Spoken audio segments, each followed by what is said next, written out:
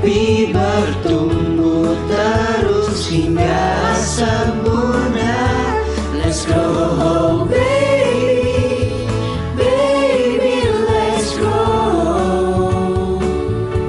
Let's grow, baby, baby, let's grow. Takkan ada lagi waktunya tumbuh terus sampai Tuhan jemput kita. Let's grow, baby, baby, let's grow. Detik demi detik waktumu berharga. Jangan lakukan yang tak berguna sampai bisa menyesal di akhirnya. Tapi bertumbuh terus hingga sempurna. Let's grow, baby, baby, let's grow. Let's grow, baby, baby, let's grow. Takkan ada lagi waktunya tumbuh terus sampai Tuhan jemput kita. Let's grow, baby, baby, let's grow. Let's grow, baby, baby, let's grow.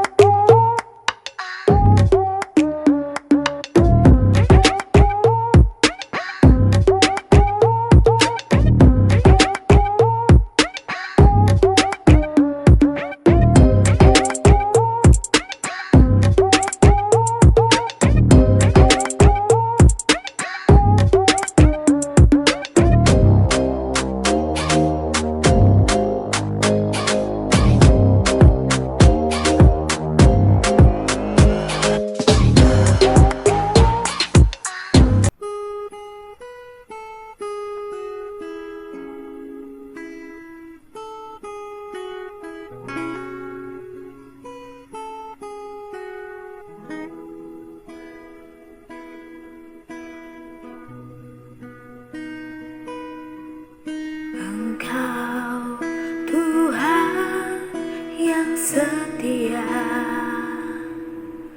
waktumu selalu yang terbaik. Engkau Tuhan sandaranku, dan ku hanya akan berharap padamu. Satu-satunya yang ku andalkan, satu-satunya yang ku percaya. Engkau sumber kekuatan, sumber pengharapan, sumber kedamaian. Satu-satunya yang ku andalkan, satu-satunya yang ku percaya. Engkau Tuhan memberkati, Tuhan penyembuhku, Tuhan pemulihku. Ya Tuhan, kami mengatakan Engkau Tuhan yang setia, Tuhan. Terima kasih Tuhan. Terima kasih Yesus. Karena inilah hidup kami Tuhan. Hidup kami rindu untuk menyenangkan-Mu Tuhan. Sesuai dengan pujian ini Tuhan, hanya Engkau tempat sandaran kami.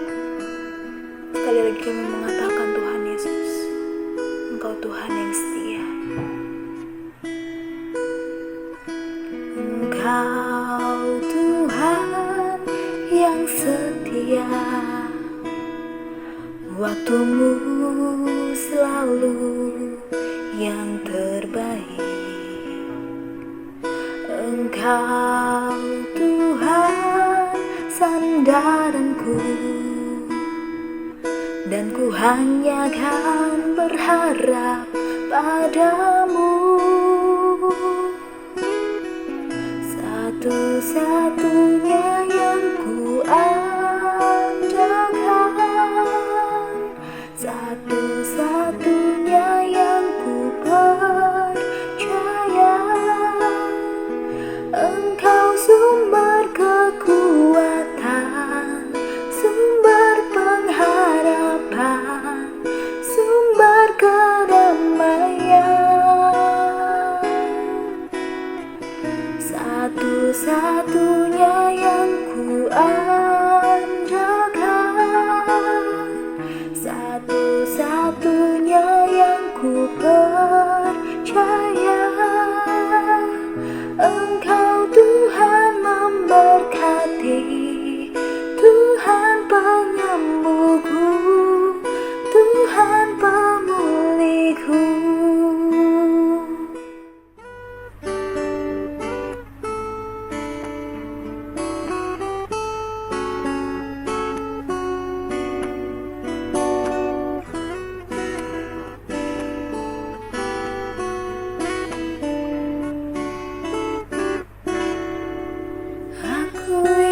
Selalu berada di hadirat-Mu.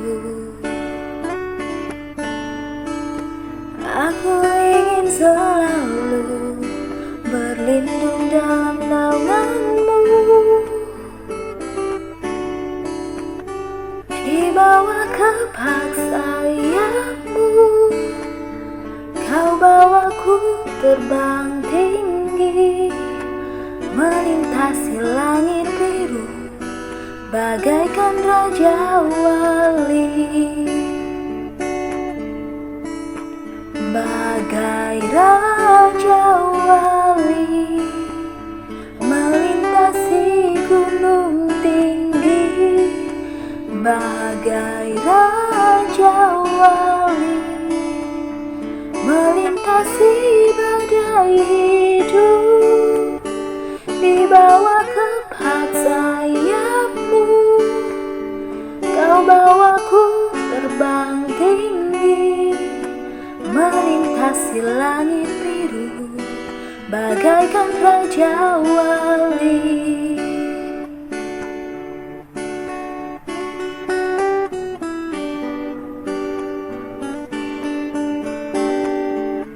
Ya Tuhan, kami ingin selalu berada di hadirat-Mu Tuhan. Kami ingin selalu berlindung dalam naungan-Mu Tuhan.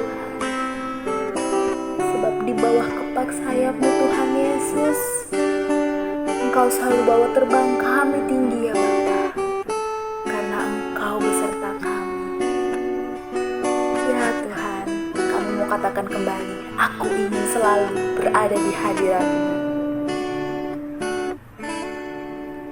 Aku ingin selalu berada di hadirat-Mu. Aku ingin selalu berlindung dalam naungan-Mu. Oh, oh, di bawah kepak sayap-Mu, Kau bawaku terbang tinggi, melintasi langit biru, bagaikan Raja Wali.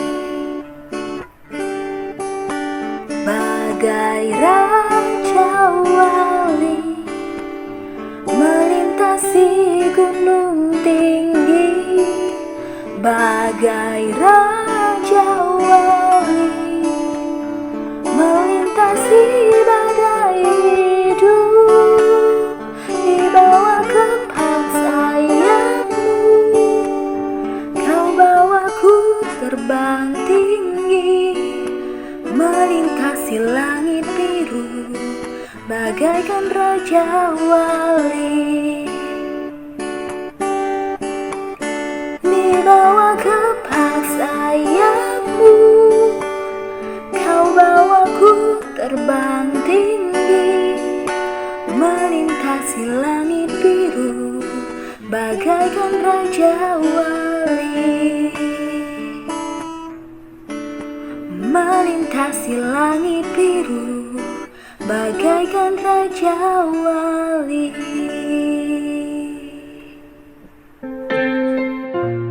Terima kasih Tuhan, saatnya kami mau datang ke hadirat-Mu lebih dalam lagi Tuhan, melalui pujian ini Tuhan,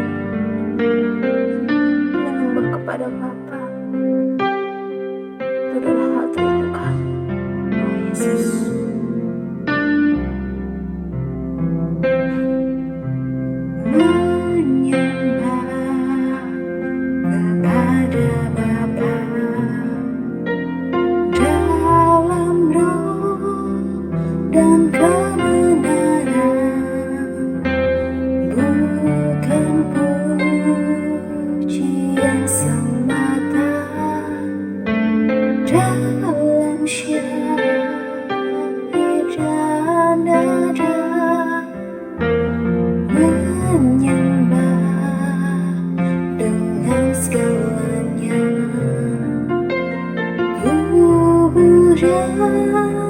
Segenap jiwa sepanjang waktu hidupku, dimanapun ku berada, dengan perbuatan setiap ucapan, semuanya ku renungkan dan pikirkan. Ruang ibadahku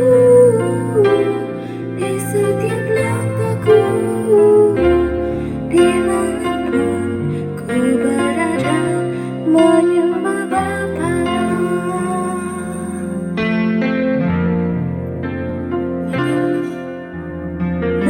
Menyembah kepada Bapa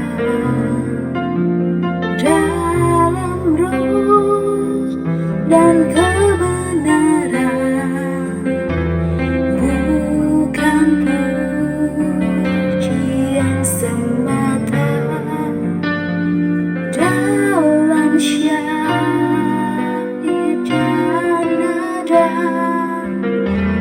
menyembah dengan segalanya, tubuh dan segenap jiwa sepanjang waktu hidupku,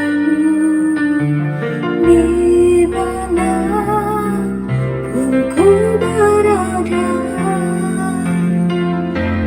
dengan perbuatan setiap ucapan, semuanya ku renungkan dan pikirkan.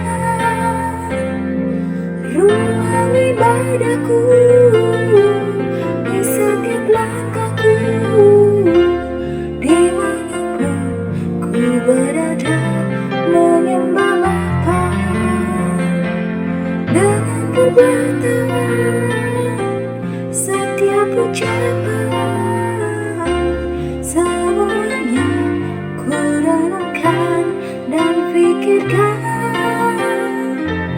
Ruang ibadahku di setiap langkahku, dimanapun ku berada, menyembah Bapa.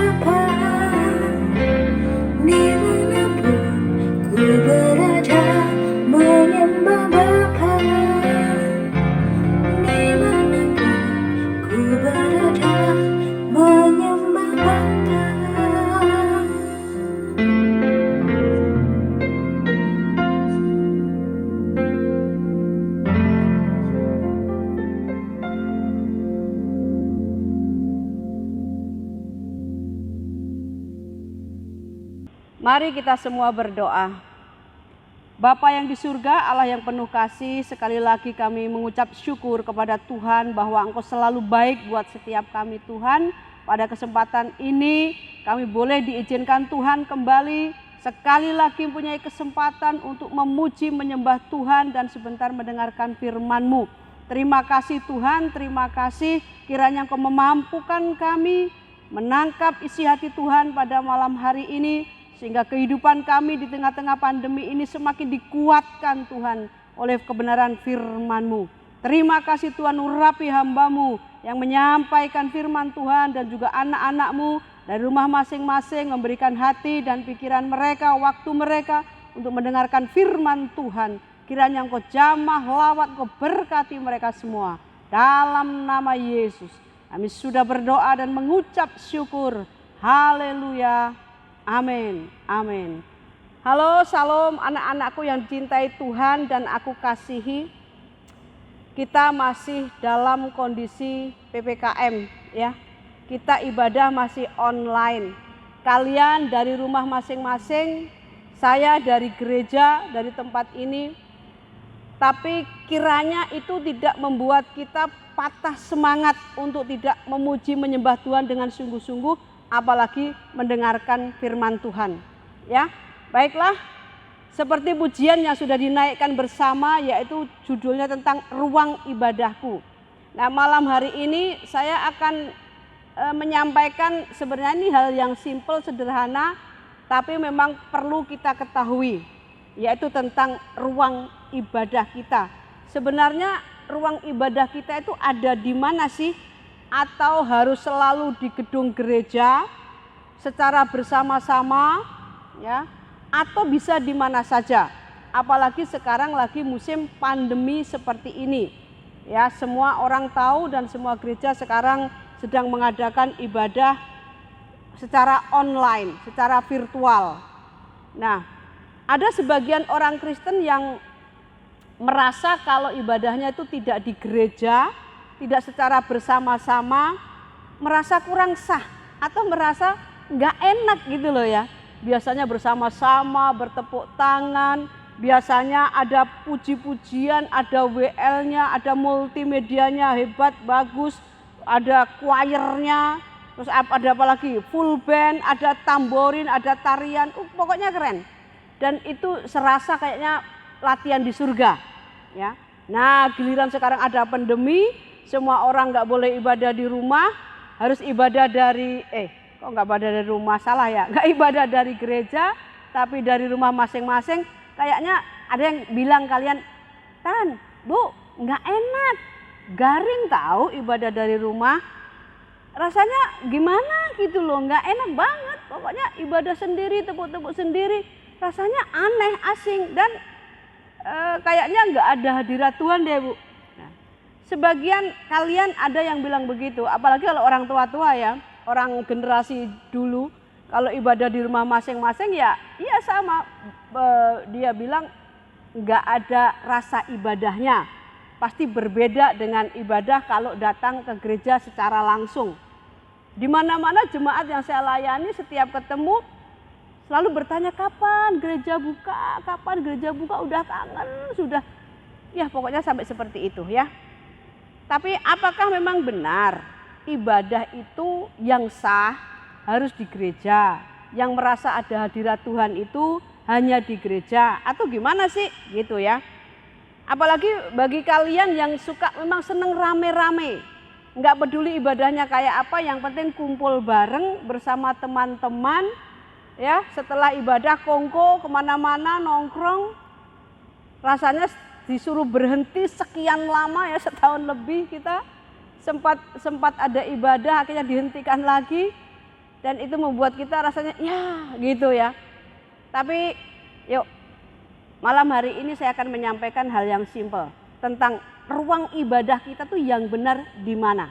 Ya, seperti pujian tadi, menyembah kepada Bapa dalam roh dan kebenaran, bukan pujian semata, dalam syair dan nada,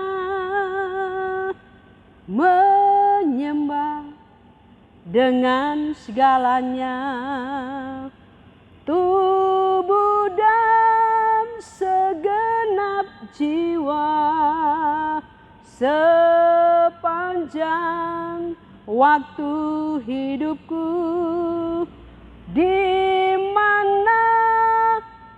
ku berada. Nah, sampai di situ dulu ya. Ternyata menyembah kepada Bapa itu menyembahnya harus di dalam roh dan kebenaran. Ya, bukan hanya pujian semata dalam syair lagu yang dirangkai secara bagus, yang ada nadanya, ada iringan musiknya, terus kesannya kita baru bisa menyembah langit terbuka. Bukan begitu ya, tetapi menyembahnya itu dalam roh dan kebenaran. Nah, perhatikan ini. Mungkin sudah kita sering dengar istilah menyembah dalam roh dan kebenaran. Tuhan Yesus waktu dicobai iblis, ya, setelah puasa 40 hari, dia dicobai iblis. Salah satu pencobaannya tuh iblis bilang begini, kalau engkau mau menyembah aku, ya, Yesus ditawari begitu sama si iblis ini, kalau engkau mau menyembah aku, maka semua seisi dunia ini akan kuberikan kepadamu. Tapi Tuhan Yesus ngomong, ada tertulis, engkau harus menyembah Tuhan Allahmu saja. Nah, artinya menyembah di sini itu pakai kata bahasa aslinya itu proskuneo. Proskuneo itu artinya apa sih? Proskuneo itu artinya memberi nilai tinggi kepada Tuhan. Memberi nilai yang terhormat, yang mulia, yang tinggi kepada Tuhan. Ya, itu artinya menyembah Tuhan, proskuneo, memberi nilai tinggi. Nah, memberi nilai tinggi ini tentunya bukan hanya ketika tadi, bukan dalam pujian semata, bukan dalam syair dan nada, bukan hanya rangkaian bahasa yang indah yang dipersembahkan kepada Tuhan yang oh Tuhan, engkau sungguh baik, bukan begitu, ya. Tapi dalam roh dan kebenaran itu artinya begini. Segenap hidupmu dalam roh tuh hatimu ini mempermuliakan nama Tuhan, tapi kelakuanmu, tindakanmu, cara bicaramu juga mempermuliakan nama Tuhan. Kapan? Sepanjang waktu hidup. Ya. Jadi bukan hanya syair semata, bukan pujian semata, bukan rangkaian kata indah, tapi adalah segenap hidup yang mempermuliakan nama Tuhan. Itulah bentuk penyembahanmu yang sah. Karena menyembah Tuhan itu tidak boleh memakai standarnya manusia. Ketika kita menyembah dengan standar kita, seperti yang saya katakan di awal, bahwa ada gereja tertentu yang karena mengikuti liturgi-liturgi tertentu, dia merasa itu sudah menyembah Tuhan. Padahal cuma urut-urutan beribadah saja sebenarnya, kan begitu. Karena soal menyembah itu pertama soal hati, yang kedua soal perbuatan. Sama, ibadah itu dari bahasa aslinya juga aboda. Aboda itu aslinya bekerja gitu loh ya. Jadi kalau mau menyembah Tuhan itu dalam segala hal, dalam perbuatan, dalam perkataan, dalam pikiran, dalam hati, itu memberi nilai tinggi kepada Tuhan. Nah, kalau menyembah itu ternyata memberi nilai tinggi, artinya kan memang bisa dilakukan di mana saja. Iya kan? Tidak harus di gereja. Apalagi kondisi pandemi ini. Pemerintah memberikan larangan untuk kita berkumpul-kumpul lebih dari 5 orang. Ya, kita mesti taat tunduk pada pemerintah, karena firman Tuhan juga mengatakan hal itu. Kita harus tunduk kepada pemerintahan, karena pemerintahan itu adalah lembaga yang ditentukan Tuhan untuk kebaikan masyarakatnya. Jadi kita mesti taat tunduk. Toh paling 2 minggu sampai 3 minggu kita tidak bisa ibadah tatap muka, ya kan? Nah, kembali kepada topik kita. Kalau pemerintah memberikan peraturan seperti itu dan ruang ibadah kita ternyata tuh bukan di gedung gereja, tapi dimanapun, di rumahmu, di kamarmu, bahkan dalam setiap langkah hidupmu, dalam pekerjaanmu, dalam ruang sekolahmu, ruang belajarmu, Semua itu adalah dalam rangka mempermuliakan nama Tuhan. Artinya dengan cara belajarmu itu engkau menyembah Tuhan. Dengan cara ngomongmu itu engkau menyembah Tuhan. Ya, dengan cara bergaulmu itu engkau menyembah Tuhan. Dengan cara menghormati orang yang lebih tua dari kamu, itu adalah dalam rangka menyembah Tuhan. Terus apa lagi? Dalam pergaulanmu, dalam segala hal yang kamu lakukan, yang kita lakukan, itulah penyembahan kita kepada Tuhan. Makanya kalau kita harus melakukan sesuatu, kita harus mempertimbangkan baik-baik. Kira-kira ya begini, kalau engkau mau ngomong, biasanya orang itu ngomong dulu baru dipikir setelah ngomong. Padahal begitu itu salah. Harusnya pikir dulu baru ngomong. Ya, firman Tuhan mengatakan lebih baik engkau cepat mendengar tapi lambat untuk berkata-kata. Firman Tuhan bilang begitu. Tapi kalau kita tuh biasanya enggak. Apalagi kalau sudah didorong emosi ya, udah meluap-luap dada ini rasanya mau meledak. Kita enggak bisa menahan diri. Akhirnya apa? Yang keluar dari mulut kita ini isinya hanyalah caci maki dan akan mengakibatkan luka hati buat orang-orang yang kita ajak ngobrol waktu itu. Tapi ada juga yang sembrono begini, bercanda alasannya. Ya, karena bercanda, ya pikir keterlaluan, mengatakan hal-hal yang tidak sepatutnya dikatakan karena konteksnya bercanda. Padahal yang diajak bercanda tidak bisa menerima kalau itu hal candaan, tapi dianggapnya serius. Nah, di sini terjadi hal yang tidak baik, persahabatan bisa renggang. Jadi kalau mau berkata-kata pikirkan dulu. Pikirannya terutama begini, kalau aku ngomong begini ini ya, kira-kira Tuhanku, Bapakku di surga seneng gak ya? Atau tepatnya berkenan gak ya? Dia setuju gak ya kalau aku ngomong begini? Ya, setiap ngomong kepleset sedikit bilang bego lo. Sebelum lu orang ngomong bego, tolong tanya Tuhan dulu. Tuhan, kalau aku selalu mengatakan kata bego ini loh Tuhan, kira-kira engkau seneng gak sih? Apalagi dasar on lu ya. Nah, itu kan bahasa-bahasa kayaknya latah ya, sudah terlalu nempel di mulut kita, di mulut kalian anak-anak remaja. Ya kan, udah nempel, begitu nempel. Jadi untuk keluarnya itu tanpa rem gitu loh. Karena apa? Sudah menjadi kebiasaan ngomong seperti itu. Padahal termasuk cara bicaramu itu adalah ibadahmu. Disitulah ruang ibadahmu. Jadi bukan hanya ketika kamu di gereja angkat tangan menyembah haleluya. Itu baru ruang, betul-betul ruang ibadah. Loh, kalau sekarang ruang ibadah semua ditutup seperti ini, kau mencari ruang ibadah di mana? Karena memang sejatinya ruang ibadah itu dimanapun kita berada, itu ruang ibadah kita. Ya. Berapa lama kita harus menyembah Tuhan? Sepanjang hidup kita. Selagi kita di dunia ini adalah kita melakukan penyembahan kita, ibadah kita di setiap langkah hidup kita, di sepanjang waktu, di semua area kehidupan. Bagi kalian yang kuliah, yang sekolah, ruang ibadahmu di mana? Di tempat belajarmu. Ya. Bagi kalian yang bekerja, ruang ibadahmu di mana? Di tempat kerjaanmu. Kamu bekerja, banyak korupsi waktu enggak? Datang paling belakang, pulang paling awal enggak? Kalau dalam pekerjaan kamu jujur enggak? Itu ruang ibadah. Jadi dengan cara kerjamu, engkau bisa mempermuliakan nama Tuhan. Nah, itulah ibadahmu. Ya. Makanya dalam rap lagu tadi mengatakan dengan perbuatan, setiap ucapan, semuanya ku renungkan dan pikirkan, ruang ibadahku di setiap langkahku, dimanapun ku berada, menyembah Bapa. Tuh, lagu ini bagus saudara. Lagu ini pasti ekstrak dari kebenaran firman Tuhan. Ya tadi firman Tuhan yang mana? Yaitu kalau menyembah adalah dalam roh dan kebenaran. Karena Bapak kita adalah roh.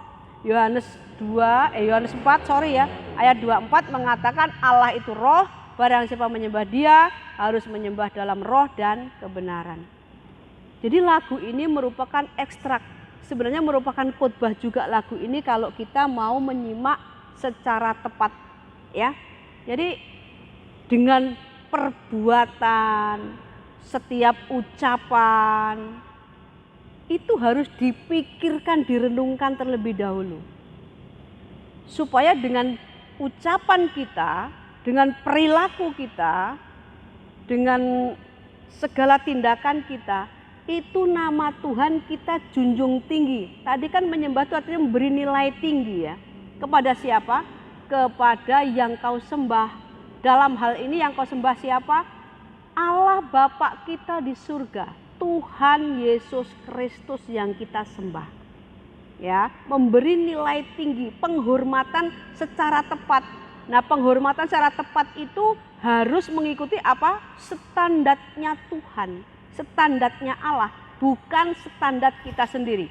Kalau standar kita mungkin menyembah itu bersama-sama di gereja, bareng-bareng, rame, asik.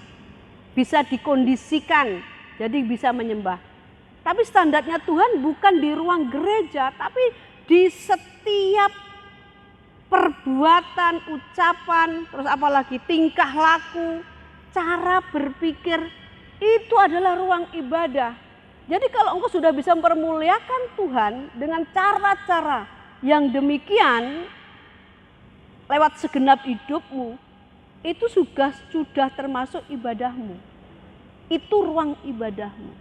Tetapi memang ada saatnya, bahkan di kitab Ibrani 10 ayat 25 juga mengatakan bahwa janganlah engkau menjauhkan diri dari pertemuan-pertemuan ibadah.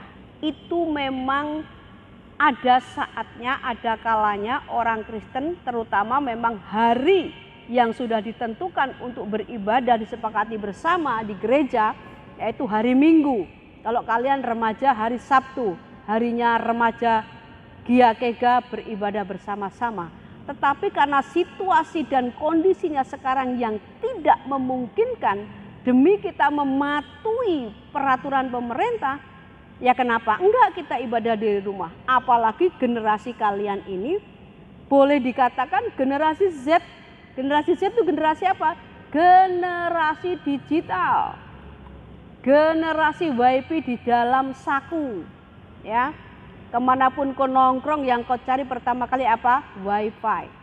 Ya kan? Kemanapun engkau pergi, yang tidak harus ketinggalan adalah handphone. Zaman dulu orang pergi kemana-mana nggak pakai handphone juga nggak masalah. Tapi sekarang loh, ketinggalan handphone aja sudah kelabaan kayak dunia ini mau runtuh. Ya kan? Artinya apa? Zamanmu ini memang zaman digital. Zamanmu ini zaman online. Zamanmu ini zaman virtual. Jadi kalau ibadah pun akhirnya virtual, akhirnya ibadahmu juga online, harusnya kan nggak masalah kalian generasi Z ya. Jadi nggak ada alasan kalian nggak ikuti ibadah dari rumah sekalipun secara online. Nah, tetapi tergantung kesungguhan kamu dengan Tuhan. Kalau kamu sungguh-sungguh cinta Tuhan, mencintai Tuhan dengan segenap hati, segenap jiwa, lewat apapun ibadahmu, engkau pasti akan melakukannya. Ya, sekalipun lewat Facebook misalnya, lewat YouTube, lewat Instagram, pasti engkau akan mengikuti. Bahkan bukan hanya sekedar mengikuti, tapi betul-betul melakukan ibadah seperti ibadah di gereja di rumah. Dengan cara pakaian yang pantas lah. Ya, serius, tidak ngemil. Ngemil itu kayak gedung bioskop aja kalian kalau lihat film sambil membawa popcorn gitu ya. Ngemil di sana. Ya nggak harus begitu, nggak boleh begitu juga. tadi kan menyembah itu memberi nilai tinggi. Kalau engkau ibadah sambil ngemil, bentar-bentar minum kopi sambil nyediain kopi gitu ya. Kopi kenangan kah atau patah hati, nggak tahu apa namanya ya kan. Terus sambil ada popcorn atau ada apa camilan supaya nggak ngantuk sambil nyamil. Nah itu namanya nggak menghormati, menghargai Tuhan. Kalian generasi Z itu generasi yang multitasking ya. Jadi sekali waktu bisa mengerjakan pekerjaan yang banyak. Tapi dalam hal beribadah, saya pesan wanti-wanti buat kalian, jangan engkau lakukan dengan gaya hidup generasi Z yang multitasking. Ya, jangan. Karena apa? Engkau nggak menghargai Tuhan, kawan. Kalau engkau melakukan ibadah sambil engkau mengerjakan bagianmu, misalnya ya, ada orang ibadah sambil mengerjakan ngetik apa tugas gitu. Tapi dengerin online ibadah. Padahal ngikuti, bukan hanya sekedar nonton ibadah ya, tapi betul-betul ngikuti tapi sambil mengerjakan sesuatu. Menurut saya nggak patut. Kenapa? Loh, ya katanya kan ibadah tuh memberi nilai tinggi kepada Tuhan. Kamu percaya nggak sih Tuhan tuh hadir dalam ibadahmu kalau di rumah? Kalau engkau percaya ibadahmu itu ada Tuhan hadir di rumahmu, tentu engkau nggak akan melakukannya dengan cara-cara yang demikian, kawan. Engkau tetap menghormati Tuhan, ya, tetap menghormati Tuhan sebagaimana pantasnya Tuhan ingin dihormati, ya. Waktu berapa lama sih kalian dengar khotbah ini? Lo nggak lama, paling 30 menit ini ya, 30 menit lebih 45 menit. Nyanyi berapa sih? 30 menit. 1 jam kurang lebih ibadah. Bisa nggak kita 1 jam itu betul-betul menghormati Tuhan, memberi nilai tinggi Tuhan, di samping memang ruang ibadah kita bukan hanya saat kita ibadah itu, tapi keseharian kita, hari-hari kita, ucapan kita, pikiran kita, itu juga bentuk ibadah. Tapi memang ada waktu khusus yang kita harus sediakan untuk ibadah raya. Ya, walaupun memang ya tetap dengan online. Jadi ada 2 hal ya, ibadah dalam arti pertemuan, ada pendeta, ada yang khotbah, ada yang pimpin pujian. Yang kedua adalah ibadah adalah seluruh kehidupan di sepanjang waktu. Tingkah laku, perkataan, pikiran, itulah juga ruang ibadah. Ya, jadi anak-anakku, yuk kita belajar melakukan ibadah virtual. Ya, nanti Sabtu depan kita akan beribadah lewat Zoom. Ya, nanti dipimpin oleh salah satu pengurus dan juga yang khotbah nanti gembala kita atau ibu gembala. Ya, saya berharap kalian semua yang punya Zoom ikuti Zoom. Kalian bisa tatap muka dengan gembala, dengan pelayan-pelayan. Tapi yang tidak punya Zoom bisa ngikuti lewat YouTube, karena dari Zoom itu nanti juga disambung ke YouTube-nya RBK Giakega. Anak-anakku yang dicintai Tuhan, karena ibadah itu memang ada 2 pengertian. Yang pertama memang pertemuan secara bersama-sama yang dipimpin oleh ada pemimpin, ada pengkhotbah, ada pemimpin pujian, ada pemusik. Tapi juga ibadah itu merupakan keseharian kita. Dalam pelajaran belajar, dalam pekerjaan, dalam pergaulan, itu juga ibadah. Maka yuk dua-duanya kita lakukan. Ya, pandemi belum berakhir. Setiap hari ini saya ya mendengar suara ambulan, itu sudah mengerikan ya. Ting seliwer ambulan, tuing tuing tuing tuing. Kayaknya setiap 5 menit sekali, 10 menit sekali itu pasti ada ambulan lewat. Kalau ada ambulan lewat itu tentu bukan kebakaran ya. Pasti ada orang yang sedang mengalami krisis kritis gawat darurat, harus diselamatkan, harus dibawa ke rumah sakit. Pandemi ini kondisinya bukan menurun tapi meningkat.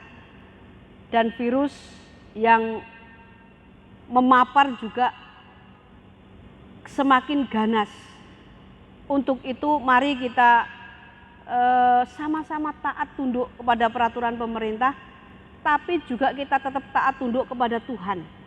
Ya, artinya kita tetap menjalankan ibadah kita dari rumah masing-masing, ya, tapi kita juga bisa menghormati peraturan pemerintah sehingga kerohanian kita nggak kering. Kalau kalian dalam kondisi seperti ini terus nggak pernah ikuti ibadah serius dari rumah, saya yakin kok rohanimu kering, sekering-keringnya. Padahal yang kau hadapi itu sejengkal ke depan begini, kalau dulu sejengkal ya, kalau sekarang tinggal segini nih, kematian. Lihat aja yang terpapar corona setiap harinya berapa orang sekarang, puluhan ribu orang. Dan untuk bisa pulih itu memerlukan waktu paling enggak setengah bulan. Itu pun kalau pulih, kalau enggak pulih, bablas pulang ke surga atau ke neraka. Pulang kalau ke surga sih enak, selesai persoalan dunia. Tapi kalau ternyata engkau belum siap pulang ke sana tapi dipaksa pulang dalam keadaanmu yang belum benar hidupmu, gimana coba? Pernah berpikir enggak kalian? Yuk anak-anakku ya, mumpung masih ada kesempatan, kita nggak ngerti umur manusia tuh sampai berapa lama. Kalau firman Tuhan mengatakan berapa? Hanya 70 tahun. Demikian firman-Mu, semua berlalu dalam detak waktu dengan buru-buru. Umur manusia nggak ada yang ngerti, ya. Aku mendengar kabar dari kampungku, temanku ya, usianya masih muda, di bawahku, jauh di bawahku. Karena virus yang delta itu, yang ganas itu, akhirnya juga benar-benar pulang. Suami istri terpapar, ya kan? Suaminya parah, istrinya juga sebenarnya parah, sama-sama pakai tabung oksigen. Istrinya sudah mulai membaik, video call dengan suaminya. Di ruangan yang berbeda tentunya. Setelah dia ngerti, ada susternya yang angkat videonya, ditunjukkan kondisi suaminya. Suaminya kondisi lagi mangap-mangap begini, akhirnya istrinya ngedrop lagi. Dan apa yang terjadi? Suaminya dipanggil pulang Tuhan. Dan istrinya belum dikasih tahu sampai hari saya khotbah ini, belum dikasih tahu kalau suaminya sudah meninggal. Dia masih diisolasi di rumah sakit dan masih pakai tabung oksigen. Virus itu ada, kawan, ya. Jangan disepelekan. Tapi ibadah tetap jalan. Di mana? Di ruang ibadahmu, di sepanjang hidupmu, dimanapun kau berada. Itu adalah ruang ibadahmu. Artinya, apa yang kamu pikirkan, lakukan, pikirkan itu. Tuhan senang enggak dengan cara berpikirku, dengan cara ngomongku, dengan tingkah lakuku? Itu yang penting. Itu memberi nilai tinggi kepada Tuhan. Makanya enggak salah kalau firman Tuhan mengatakan seperti ini, ya. Efesus 4 ayat 29, ya, ini sudah mau berakhir ibadah kita ya. Efesus 4 ayat 29, janganlah ada perkataan kotor keluar dari mulutmu, tetapi pakailah perkataan yang baik untuk membangun di mana perlu, supaya mereka yang mendengarnya beroleh kasih karunia. Efesus 4 ayat 29. Kenapa kita tidak boleh ada keluar perkataan yang kotor dari mulut kita ini? Karena memang mulut kita diciptakan tuh bukan untuk mengatakan hal-hal yang kotor, tapi untuk mengatakan hal-hal yang benar, yang baik, yang membangun orang lain. Sehingga orang lain kalau mendengar perkataanmu itu rasanya adem, rasanya makces gitu, rasanya tentram, rasanya damai. Bukan sebaliknya, kalau kamu berkata orang lain bisa kayak kebakar hatinya karena apa? Emosi. Itu nggak boleh. Jadi orang juga nanti dengan perkataan yang sia-sia itu akan kau pertanggungjawabkan loh di hadapan Tuhan. Mari anak-anak RBK GKK yang masih kurang bisa menggunakan mulutnya dengan tepat, belajar dikunci, belajar berpikir dulu baru berkata. Jangan berkata dulu baru berpikir, menyesal kemudian, itu sudah telat, ya. Lebih enak atau lebih bijak kalau kita berpikir dulu baru mengomongkan perkataannya. Itu yang lebih tepat, ya. Kolose 2 Kolose 3 ayat 2 juga mengatakan pikirkanlah perkara yang di atas bukan yang di bumi. Ini berbicara tentang pikiran. Ingat, pikiranmu itu kalau kamu gunakan untuk memikirkan perkara-perkara yang hanya di bumi ini, hidupmu tidak akan tentram. Karena apa? Kau lihat perkara di bumi. Yang terjadi apa? Bumi itu yang ada adalah kejahatan, persaingan yang tidak sehat, apalagi di semua bidang kehidupan, dalam bidang pekerjaan, usaha, bisnis, semuanya itu persaingan dan rata-rata tidak sehat persaingannya. Makanya Paulus ini menasihatkan supaya jangan hanya yang ada di bumi yang kau pikirkan. Karena apa? Dunia ini akan dihanguskan sama Tuhan, akan selesai dalam waktunya nanti. Dan kalau sudah selesai dihanguskan, udah nggak ada bekasnya apa-apa. Nah, makanya Paulus mengatakan arahkan pikiranmu kepada perkara di atas. Perkara di atas perkara apa? Perkara matahari, perkara bintang. Itu ada bintang nggak di langit? Itu ada bintang tuh ya. Bukan itu, tapi di atas bintang, di atas matahari, di atas langit, yaitu ada Tuhan. Perkara Tuhan tuh pikirkan. Atau perkara surga, perkara kekekalan, perkara tempatnya Tuhan Yesus Kristus. Itu harus kita pikirkan. Dan kalau kita pikirannya fokus kepada kekekalan, hidupmu akan mulai benar. Karena apa? Kalau kita belum mengerti realita atau fakta kekekalan, kita hidup akan sembrono loh.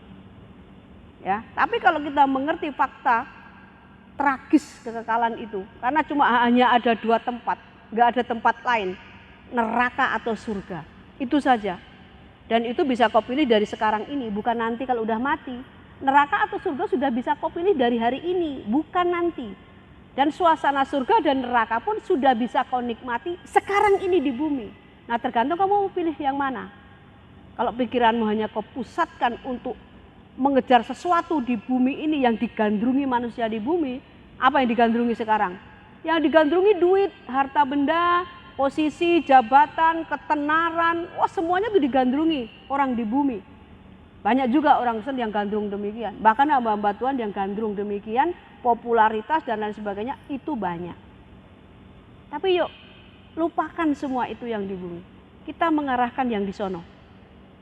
Perkara di atas. Karena apa? Aduh, atas itu perkara kekal. Bukan hanya 70 tahun, tapi kekal. Tidak bisa dihitung dengan jari kita. Ya, karena apa? Kekal perkara itu. Maka yuk kita harus hati-hati menjalani hidup ya. Kematian di depan mata kita. Bu Naning kok ngomongnya kematian melulu sih? Loh, kematian itu fakta, tidak bisa dihindari oleh siapapun. Kematian itu fakta dan semua orang akan menghadapi itu. Jadi kalau engkau nggak menyiapkan dirimu sebaik mungkin, engkau pura-pura lupa kalau ada kematian, engkau hidup dalam dosa terus-menerus, mati gak ketemu Tuhan loh. Mending kita waspada, kita mulai berpikir hidupku ini benar gak ya? Kalau aku begini Tuhan berkenan gak ya? Tuhan seneng gak ya? Itu berjaga-jaga namanya.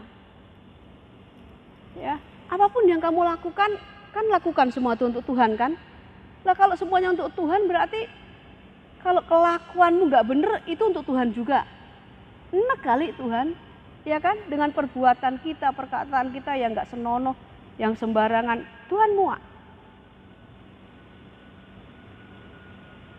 Anak-anakku yang dicintai Tuhan, sekalipun kalian masih ibadah dari rumah, ibadahlah dengan sungguh-sungguh, ya. Jangan sambil main-main. Kalau kalian masih sehat kuat sampai saat ini, itu anugerah Tuhan, itu berkat Tuhan. Tapi kalau engkau nggak bisa mempergunakan berkat, kekuatan, kesehatan, kesempatan yang sampai saat ini kalian masih miliki, dan engkau menyia-nyiakannya, berbahaya. Ya, berbahaya. Yang sudah nggak pernah baca Alkitab, yuk bacalah Alkitab. Ibadah kita sudah nggak bisa tatap muka sampai waktu yang kita nggak tahu. Kalau engkau nggak baca Alkitab sendiri, aku itu aduh sedih loh. Kenapa? Kering rohanimu. Bisa-bisa engkau meninggalkan Tuhan tanpa sadar. Alkitab sudah nggak pernah dibaca, ngobrolnya sudah nggak sama teman di gereja, ngobrolnya nggak tahu apa yang diobrolin, ya, bukan perkara-perkara yang membangun, tapi perkara-perkara yang nggak penting. Terus yang kamu lihat apa? TikTok melulu. Mending kalau TikTok rohani sih masih ada nilainya. Nah, TikToknya tuh cuma joget, ya menghibur sih, tapi kalau kebablasan waktumu habis di situ, ya nggak good lah namanya, ya, tidak good. Yuk kita menjadi orang yang good lah, jadi anak-anak Tuhan yang good gitu loh. Jadi anak-anak Tuhan yang manis bagi Tuhan, yang nurut sama Tuhan. Tuhan, saya yakin kok kalau kita tuh jadi anak manis, nurut sama Tuhan, nggak melukai hati Tuhan, Tuhan juga nggak akan tinggal diam, ya. Bapakmu loh, bapak di dunia nih manusia yang kadang juga jahat sama anak, yang kadang juga nggak begitu sayang-sayang amat. Kan ada banyak bapak yang nggak sayang sama anak tuh banyak, bukan tidak ada ya, banyak. Tapi dia bisa mengasihi anaknya dengan baik kok. Apalagi bapak di surga gitu loh. Persoalannya kan kita ini kadang-kadang dengan Tuhan itu antara percaya dan tidak ada Tuhan.